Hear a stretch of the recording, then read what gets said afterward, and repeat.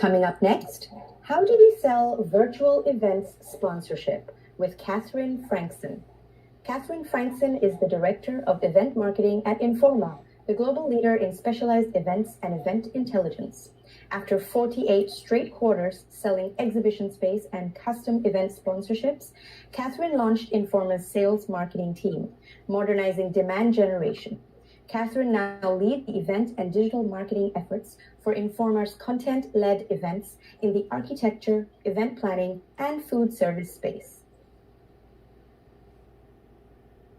Hello, Catherine. Welcome. Hello. I'm excited to be here. I love the format. I love your shirt. This is very exciting. Well, that works for me. That's fantastic. Thank you very much. How do we sell virtual event sponsorships?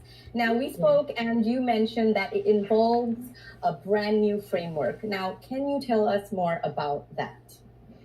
I can. It's sort of the million-dollar question, right? We all need to be driving revenue. We need to be making more money. And it's obviously been a challenge. We have clients who are risk averse. Budgets have been slashed. But the good news is there is a path forward. So I thought the best way to look at this is joining up a 3-step framework, as you mentioned, for sales and marketing that's really intended to get us thinking differently. So this is tactical, actionable, and the whole goal here is selling more revenue specifically in the fourth quarter. So bringing in revenue in the here and now. So let's dive right in. 3 steps, the 3 R's. The first is reposition. We know we're not selling live events, we're selling virtual events, which means that we're competing in the digital marketing category. So who are our new competitors? Facebook, Instagram, Google Ads, YouTube pre-roll. And what's interesting about that is those channels are oversaturated. We're at home because we're at events, but so is everyone else. So there's never been more advertising. And then you layer on the political advertising, and you actually have reps from these channels calling advertisers like myself and saying, pull back your spends. It's really hard to break through the noise. You're going to spend a lot of money trying to get customers' attention, trying to get new customers. So this oversaturation creates an opportunity for us with our virtual events. We have people opting in. We really are creating communities, and we're the only channel right now that can actually bring buyers and sellers together in new and interesting ways. So step 2, retrain. Our sales teams are spending a lot of time doing demos, and they're talking about the virtual event platforms, virtual event tech day. We love that stuff, but it eats up a lot of time, and they're not going to win big new deals just on those features and benefits.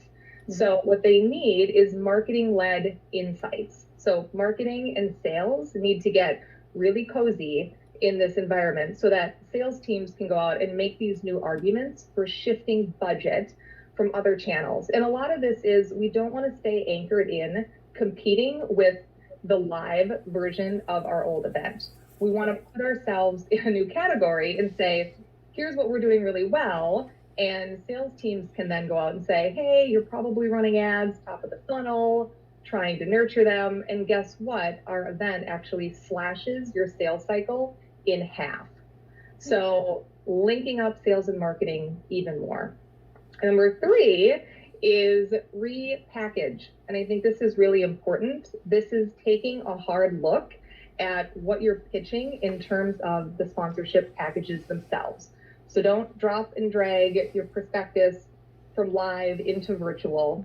This is where you can kind of throw away your gold and silver and bronze levels and reposition everything specifically based on the problem that you're solving. So you can now sell a lead generation sponsorship, a social growth sponsorship, a thought leadership sponsorship. And this is rooted a little bit in challenger style selling, which is, don't go to your clients and say, what's changed since COVID? And we can create everything because we're virtual and we're boundaryless. You know the problems that they need solved. So come to them with those solutions and look at everything in a new and different way. And what I think is especially interesting about this is once you've started to tee up these packages in a new way, it also creates more upsell opportunities. So you've sold a lead generation sponsorship, you can go back and say, hey, something else to consider. Leads can go stagnant, but we've also got a lead nurture program. So it's just time to rethink everything. So looking at things in new ways. So quick recap, reposition, create the new opportunity, retrain, make sure that your sales and marketing teams are much more linked up so that you're able to have these more comprehensive conversations, and then repackage everything so that you're delivering solutions that are new and they're actually excited to take a look at. So my quick challenge, I know we're going to do Q&A, but my quick challenge to everyone is just think about one of those buckets and how you can dive into that a little bit more deeply and what you might be able to tweak immediately that's going to help your sales process. Fantastic. That is a brilliant framework, and hopefully the audience will accept that challenge and work with it. And we do have a question from the audience, which is, how do organizations sell digital sponsorships for virtual events? So it's interesting. I think it's a great question because that's a lot of what the opportunity is. And I think it takes the quintessential, take a step back and look at all of your channels. Because, we kind of went from the serendipitous moment in time sponsorship, and we were able to rely on that, as we all know. And the selfish benefit has changed for why people are opting into events. So I also think a lot of what we've seen is sales teams having to call on new buyers within the organization. Because when we think of that selfish benefit, a digital marketer, as opposed to someone else on the team, might also have more of an inclination to buy that, because they're getting measured on, am I generating enough leads for our sales team? What is our reach? How are we doing in terms of brand exposure? Even though things have softened economically, we all do still have those goals. So I think looking at who you're calling on, making sure that that's the right buyer, and then repositioning everything. It doesn't have to just be about that moment in time event. You can layer in all of your channels, and that can become a more compelling argument to pony up some dollars. Fantastic. And one last question before we go on. For a minute. Oh, we've got Julius as well. Hi, Julius. Love the session. Loved it.